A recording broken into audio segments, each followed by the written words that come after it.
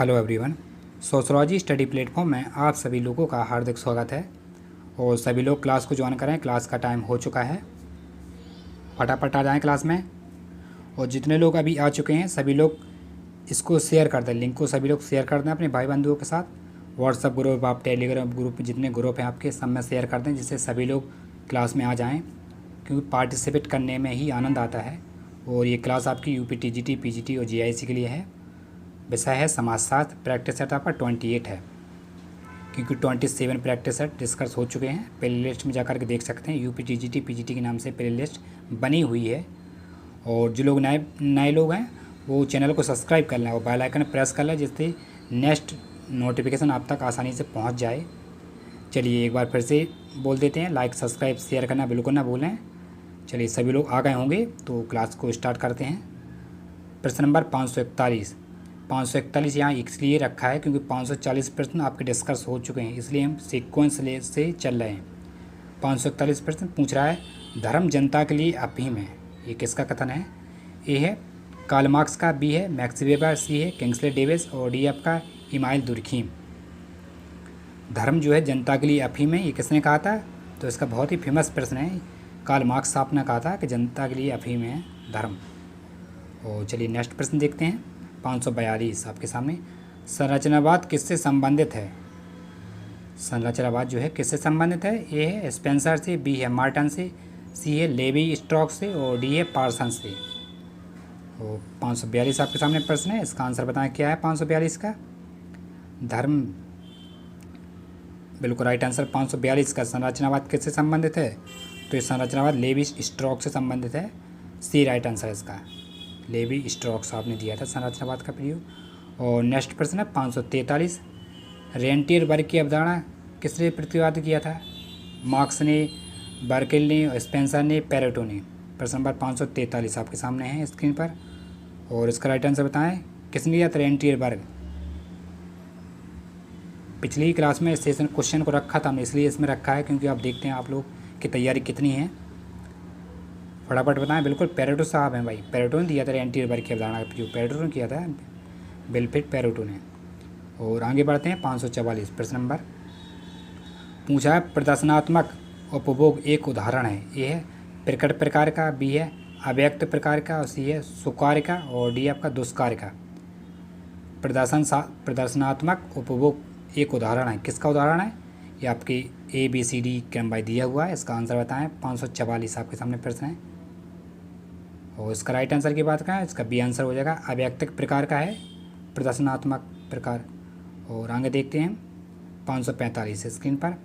पूछा निम्नलिखित में से किस तथ्य के असमान वितरण को सामाजिक सशक्तिकरण, सामाजिक स्तरीकरण कहते हैं?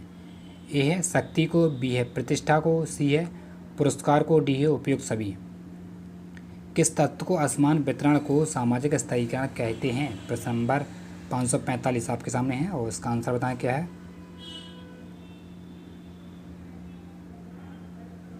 क्या हो जाएगा आंसर?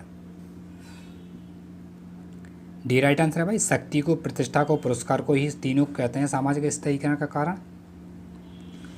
और आगे देखते हैं नेक्स्ट प्रश्न आपके सामने स्क्रीन पर। 546 पूछा द्वंद्वात्मक भौतिकवाद के प्रेरणा कौन है? देखिए कितना मोस्ट इंपॉर्टेंट प्रश्न। द्वंद्वात्मक भौतिकवाद तो सभी लोग जानते हैं, ये कार्ल मार्क्स से संबंधित है। इसको मैं ज़्यादा टाइम आप लोग नहीं लेंगे क्योंकि आपकी तैयारी भी अच्छी हो चुकी है, तो आप प्रश्न को पढ़ते ही उसकी पकड़ में आ जाते हैं। आंसर तो आपको देना ही देना है। आपने प्रश्न को अच्छे से पढ़ लिया तो आंसर बिल्कुल आपका राइट आंसर हो जाएगा। तो इसका भी राइट आंसर हो जाएगा क्या?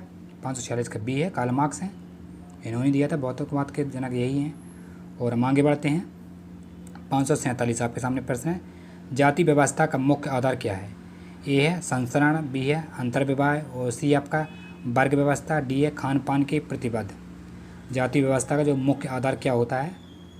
प्रश्न नंबर 547 आपके सामने प्रश्न है और इसका आंसर दें। बिल्कुल राइट आंसर ये होगा, संसरण ही होता है जाति व्यवस्था का मुख्य आधार। और नहीं पता तो देख लीजिएगा। नेक्स्ट प्रश्न पर चलते हैं 548, निम्नलिखित में से कौन सी समाज की निर्णायक इकाई है? ए संस्थाएं, बी संगठन, सी समूह, डी उपयुक्त सभी।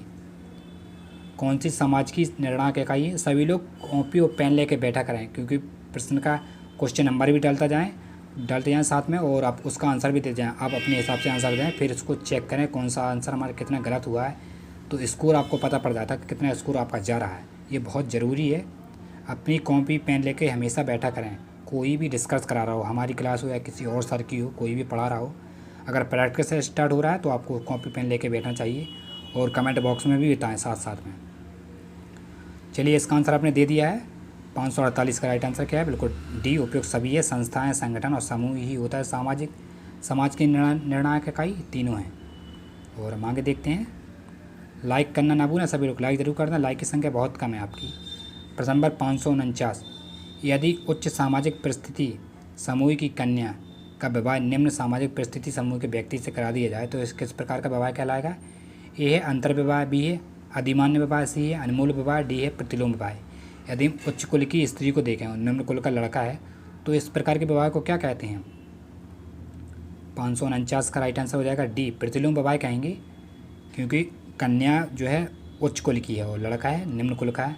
अगर यही हम इसको हेर फेर करते हैं, मान लीजिए यहाँ जो व्यक्ति है ये कन्या है, यहाँ हम आप व्यक्ति को रख दें, और ये व्यक्ति है यहाँ कन्या को रख दें, तो आपका अनमोल विवाह जाएगा।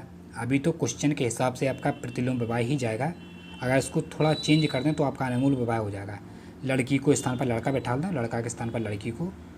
और नेक्स्ट प्रश्न है 550, जनसंख्या घनत्व को प्रभावित करने वाला कारण निम्नलिखित में से कौन सा है? ए है प्रदूषण, बी है जलवायु, सी है भूमि की उर्वरता, और डी है स्थल की सतह। जनसंख्या घनत्व को प्रभावित करने वाला कारण निम्नलिखित में से कौन सा कहलाएगा? प्रश्न नंबर 550 आपके सामने है स्क्रीन पर। और सभी लोगों से आशा करते हैं कि सभी लोग आंसर दे रहे होंगे। ये बहुत अच्छी बात होती है आंसर देना।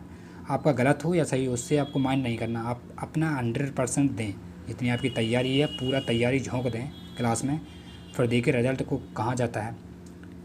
इसका राइट आंसर हो जाएगा ए, प्रदूषण। और आगे बढ़ते हैं। 551 आपके सामने प्रश्न पूछा, संयुक्त परिवार से मिलते जुलते परिवारों को संसार के अन्य भागों में क्या कहा जाता है? ए है विस्तृत परिवार, बी है केंद्रीय परिवार, और सी है समूह परिवार, डी है तत्कालिक परिवार। प्रश्न नंबर 551 आपके सामने है, उसका राइट आंसर बताएं क्या है? संयुक्त परिवार से मिलते जुलते परिवारों को संसार के अन्य भागों में क्या कहा जाता है? 551 का आंसर क्या हो जाएगा? इसको विस्तृत परिवार कहा जाएगा। ये राइट आंसर हो जाएगा इसका। चलिए आगे बढ़ते हैं। ये आपका 592 प्रश्न नंबर, सोशियोलॉजी पुस्तक का नाम क्या है? पुस्तक का नाम क्या है? ये है किसकी पुस्तक है सोशियोलॉजी? ये है बॉर्नविच की, बी आपका बॉर्ड की, और सी है स्पेंसर की, डी है मार्टन की। सोशियोलॉजी किसकी पुस्तक का नाम है? 592 आपके सामने प्रश्न है, 552। और इसका राइट आंसर क्या है? स्पेंसर साहब की ये सोशियोलॉजी पुस्तक स्पेंसर ने लिखी थी। चलिए आगे देखते हैं, नेक्स्ट प्रश्न पर चलते हैं। ये रहा स्क्रीन पर आपके सामने 553। पूछा, सामाजिक परिवर्तन के रेखीय सिद्धांत के सिद्धांतकार कौन थे? ए है कॉम्ट और स्पेंसर, बी है पेरेटो और ओडम, सी है वेबर तथा कार्ल मार्क्स, और डी है आपका सोरोगन तथा स्पेंसर। सामाजिक परिवर्तन के रेखीय सिद्धांत के सिद्धांतकार कौन माने जाते हैं? ए, बी, सी, डी। आंसर का चॉइस करें, कौन सा आंसर राइट होगा? 553 का। फटाफट आंसर दें सभी लोग। इसका आंसर हो जाएगा डी, सोरोकिन और स्पेंसर साहब का है रेखीय सिद्धांत सामाजिक परिवर्तन का। चलिए आगे बढ़ते हैं। नेक्स्ट प्रश्न है 554। पूछा, आप खुले स्तरीकरण के अंतर्गत किसे रखेंगे? ए है वर्ग को, बी है जाति को, सी है लिंग भेद को, डी है धर्म को। अगर आपको ये संस्था दे दिया तो आप खुले स्तरीकरण को अंतर्गत किसे रखेंगे? ए, बी, सी, डी में राइट आंसर का चयन करें। क्या है राइट आंसर?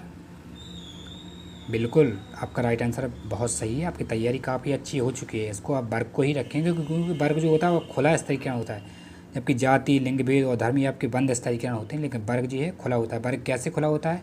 अगर मान लीजिए कोई क्लर्क है, उसने अगर यूपीएससी का एग्ज़ाम दिया और आईएएस बन गया तो उसका पद यूपीएससी के लिए योग्य हो जाएगा, तो यूपीएससी के व्यक्ति में रहेगा। और ऐसे ही बढ़ता रहता है। कोई बैंक में मैनेजर बन जाता है तो उच्च पद के लिए वर्ग का हमेशा बढ़ता रहता है, लेकिन जाति और आपका लिंग भेद, धर्म ये आपके यथा का यथा ही रहते। जिस कुल में आपने जन्म लिया तो उसी कुल के रहेंगे आप। नेक्स्ट प्रश्न है 555। लेबोरेट से बोध होता है। लेबोरेट से क्या बोध होता है, चलिए देखते हैं। ए है भाइयों तथा बहनों में विवाह, बी है मृत पति के भाई तथा विधवा स्त्री से विवाह, और सी है माता की पुत्री के साथ विवाह, डी है बुआ की लड़की के साथ विवाह। लेबोरेट विवाह का बोध क्या होता है, प्रश्न नंबर 555 आपके सामने स्क्रीन पर है। लेबोरेट से क्या तात्पर्य समझते हैं हम? बिल्कुल राइट आंसर होगा इसका बी, मृत भाई की विधवा स्त्री से विवाह होता है लेबोरेट विवाह, भाभी से विवाह करता है। और आगे देखते हैं हम प्रश्न नंबर 556 स्क्रीन पर। निर्धनता मापन के लिए कितने आधार हैं? निर्धनता मापन के लिए कितने आधार होते हैं? ए में है 1, बी में है 2, सी में है 6 और डी में है आपके 4। प्रश्न नंबर 556 बहुत ही फेमस प्रश्न है। निर्धनता मापन के लिए कितने आधार होते हैं? प्रश्न नंबर राइट आंसर दें 556 का।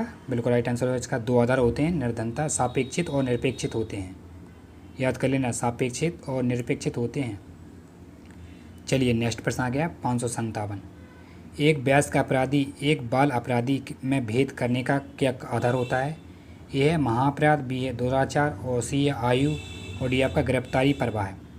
एक वयस्क अपराधी और बाल अपराधी में क्या भेद करते हैं आप? क्या भेद होगा इसमें? ए बी सी डी आपके सामने हैं चारों विकल्प, और राइट आंसर बताएं क्या है।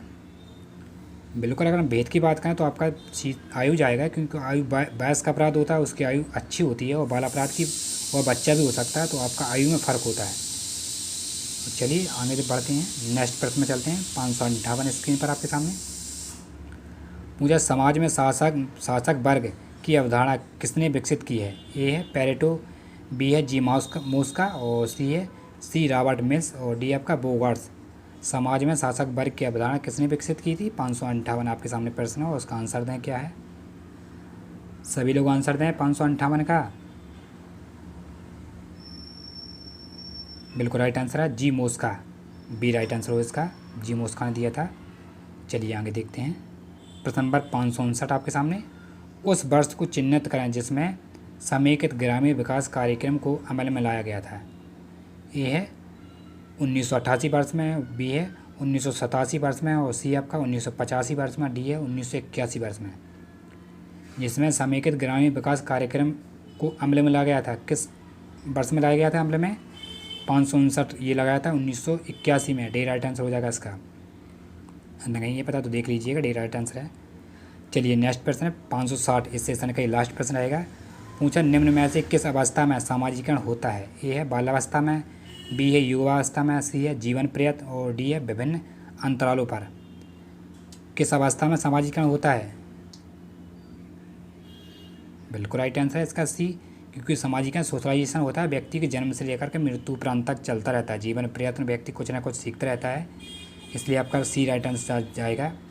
और आई होप आज का लेक्चर यहीं समापन होता है, और लेक्चर पसंद आए तो साथियों चैनल को लाइक सब्सक्राइब शेयर करना ना भूलें, और जो भी त्रुटियाँ रह जाती हैं टाइपिंग करते समय तो उसको देख लीजिएगा। कभी कभी हो सकता है त्रुटि हो जाए, तो कोई दिक्कत वाली बात नहीं है, त्रुटि हो भी सकती है क्योंकि हम भी इंसान हैं और आप भी इंसान हैं। तो घबरा नहीं, परीक्षा भी आपकी नज़दीक ही है, बस प्रिपेयर रहें अपने हिसाब से और तैयारी अच्छे से रखें, बरकरार तैयारी रख रहें। चलिए जुड़े रहें हमसे और मिलते हैं नेक्स्ट लेक्चर में। जब तक के लिए आप अपना ख्याल रखें, अपने परिवार का ख्याल रखें।